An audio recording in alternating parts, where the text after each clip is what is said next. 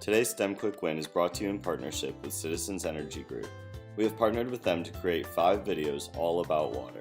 Today's activity is Water Smart Plants. We'll be learning how different plants interact differently with the water that's all around them. Let's join some STEM kids and get started.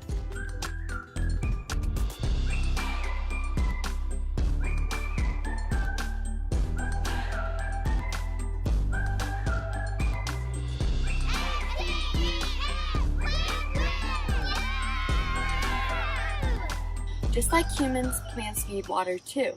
They mostly absorb it through their roots, but they also sometimes do it through their leaves. Now, because of this absorption, plants a lot of times help to absorb runoff and other water in neighborhoods and stuff like that to help keep the water down, which is good for everybody. But in order to absorb more water, plants adapt. So their leaves adapt, they can become more waxy, they can become a lighter shade, they can have thorns, or they can even change in size. Also, that they can retain more water and produce less wastewater. So we're gonna look at some plants and investigate this more. Hi, I'm Madeline of the STEM Connection, and I'm here with my friends, Tammy and Ellie. and we're gonna continue to talk about plants and how they adapt in order to retain more water. So can one of you tell me what an adaptation is? Well, an adaptation is when something changes so that it can have better survival. Yeah, that's exactly right. Now, Cami, can you think of any ways that plants adapted?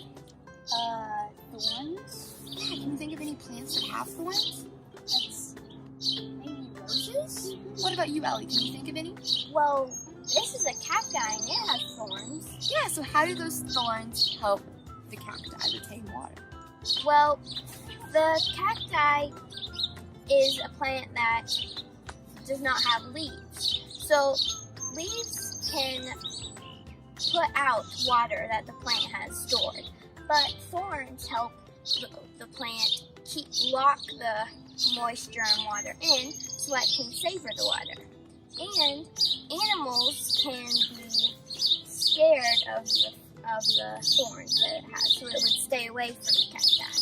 Yeah, that's super cool. What about yours, Cami? Yours doesn't have any thorns. Well, mine is called a African violet, and these leaves right here are fuzzy, so when rain comes down on them, it provides shade and coolness for the water so the water can stay in longer.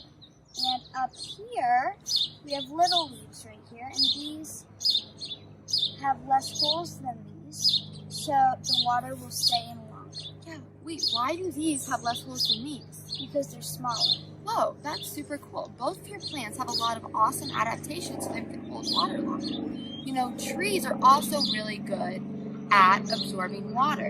In fact, if you put trees in just the right place, they can absorb runoff water, which we don't want in our cities. So there's actually a project called 10,000 Trees with Citizens Energy Group and Keep Indianapolis Beautiful, where they're planting 10,000 trees all over Indianapolis. So that way these trees can help absorb the runoff water and eliminate the runoff water issue in Indianapolis, or at least try to. What do you guys think of that? I think that's super cool. Yeah, and if you want to learn more about it, you can go onto the activity sheet with the activities. Thanks for joining us for this awesome STEM Quick Win. See you next time. Bye!